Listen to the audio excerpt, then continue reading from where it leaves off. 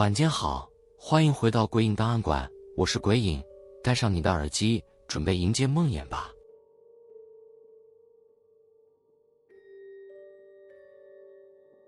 深夜的访客。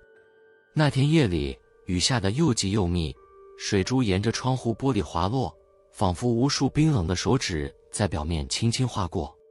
我坐在昏暗的客厅里，膝上搁着一杯早已冷却的咖啡，脑中盘旋着工作上的繁琐事务。时钟的秒针在墙上缓缓移动，滴答声响在寂静的屋内格外清晰。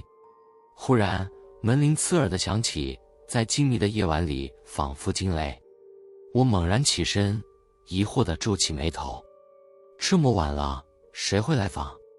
透过窄窄的门缝窥视，门外是一片雨雾缭绕的黑暗，什么也看不清。我按下对讲机，沙哑的电流声响起后，却没有回应。门铃再次响起，这次多了几分急促。我犹豫了一会儿，最终还是小心翼翼地打开了门。站在门外的是个全身湿透的女人，长发紧贴在苍白的脸上，眼神里透着疲惫与无助。先生，她的声音轻微颤抖，似乎快哭出来了。我迷路了，手机没电，能借您的电话打个联络吗？她的模样看起来真是可怜，我心里升起几分怜悯。思索片刻后，我让开身子，示意她进来。她走进屋里，湿冷的气息随之而来。我递给她一条钱毛巾，指了指墙上的座机电话。她轻轻道谢，转身去拨号。雨水沿着她的外套下挤压出的水痕，在木地板上形成了一道深色的水渍。然而，她似乎拨了好几次电话，却始终没有人接听。她急促地喘息着，满脸的惊恐与不安。电话没人接，她声音发颤，指节紧紧攥着话筒。你需要我帮忙吗？我不安地问。她欲言又止，却突然崩溃般地哭了出来。他要来找我了。他的话让我背脊一阵冰冷。谁要来找你？我努力压下心中的惊疑。他猛然摇头，眼中闪过浓浓的恐惧，语无伦次地说：求您不要让他进来。正当我还在消化他的话时，门铃第三次急促地响起。这次响声诡异地持续不断，似乎门外的人心急如焚，迫不及待地想闯进来。我的脑中闪过千万个念头，怀疑自己是否卷入了一场危险的阴谋。我示意他保持安静，轻轻走到门前，再次透过猫眼窥视。门外的景象让我的血液瞬间凝固。一道高大的黑影站在风雨交加的门前，他的脸藏在连帽衣的阴影下，看不清五官，但那双阴冷而无情的眼睛直勾勾地盯着我的门。他手里竟然握着一把明晃晃的斧头。我屏住呼吸，心脏几乎要跳出胸口。他站在那里一动不动，只有雨水顺着他的手臂流下，仿佛深夜中的死神。门铃声再度响起，这次是急促的敲门声，力道之大，似乎下一秒门就会被轰开。开门，他沙哑低沉的声音从门缝中渗进来，带着一种毁灭性的压迫感。我快速退回到客厅，女人蜷缩在角落，颤抖得无法言语。我努力压下心头的恐慌，低声问：你到底是谁？他为什么追你？他只是拼命摇头，哭泣声中夹杂着崩溃的绝望。门外传来重重的撞击声，门锁已开始变形。情势不容许我再犹豫，我迅速跑向厨房，取下一把锋利的菜刀，回到客厅，守在女人身边。无论发生什么事，都不要发出声音，我低声吩咐。正当我准备与那黑影决一死战时，门外的撞击声突然消失了。静谧如死寂的黑夜，只有雨声在窗外拍打。他走了，我困惑地低语。就在此时，背后突然传来一道令人毛骨悚然的轻笑声。转身一看，女人正站在我身后，脸上挂着一抹诡异的笑容，眼神冰冷。她的手里不知何时出现了一把锈迹斑斑的铁锥。抱歉，骗了你，她低声呢喃，她从来不是来找我的。随即眼前一片漆黑。人皮娃娃。每年寒假，我都会回到外婆那栋位于山区的老宅。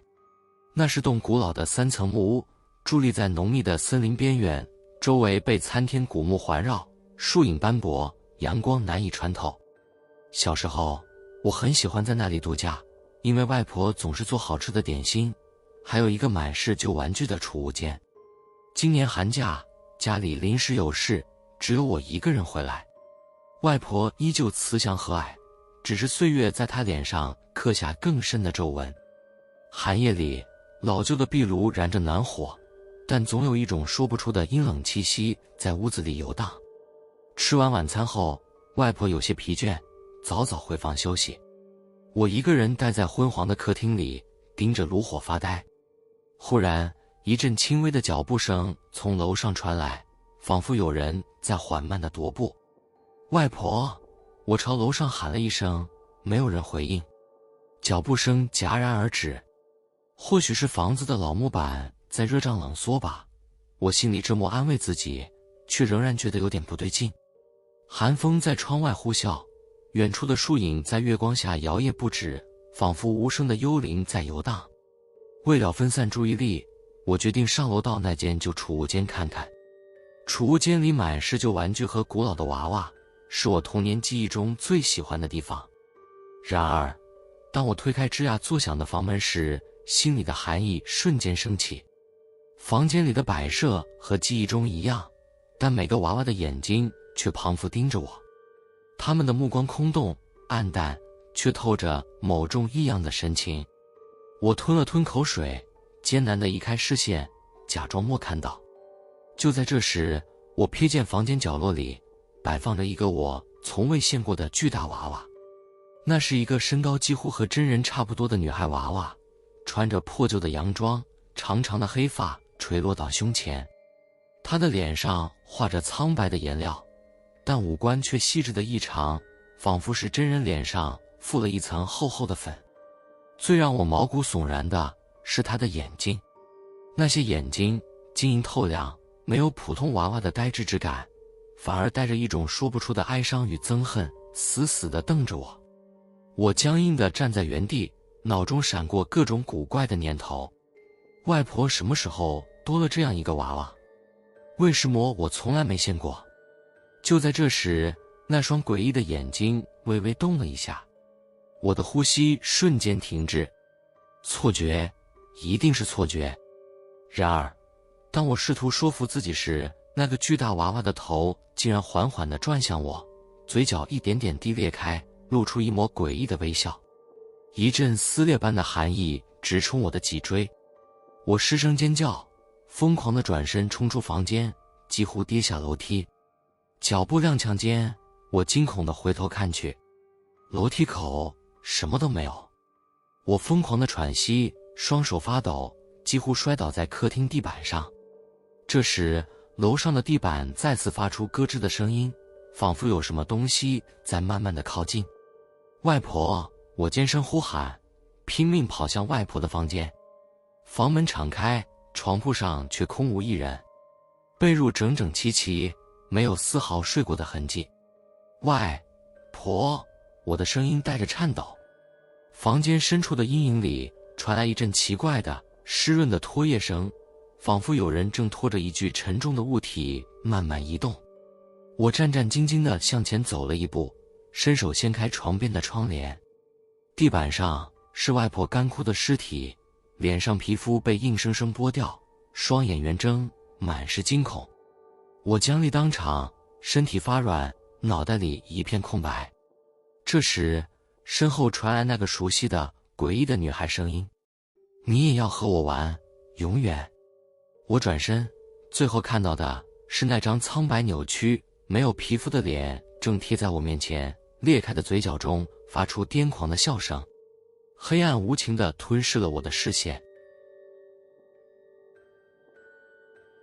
喜欢这类型的故事的话，记得点赞、订阅鬼影档案馆，开启小铃铛，才不会错过每晚间的恐怖小故事。你们有类似的或者其他的灵异经验吗？欢迎留言分享。我是鬼影，我们下次见。